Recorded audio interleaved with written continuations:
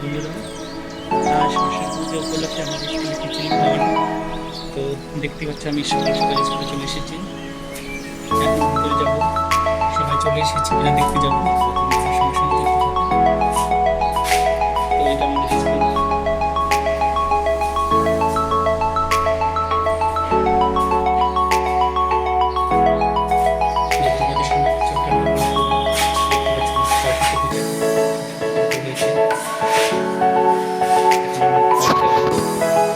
দেখতে পাচ্ছ আমাদের স্কুলে খিচুড়ি রান্না করতে চলে এসেছি। তো এই মাসি দেখো, এই মাসি প্রতিবার আমাদের খিচুড়ি রান্না। মাসি তুমি কিছু বলো, কেমন লাগছে?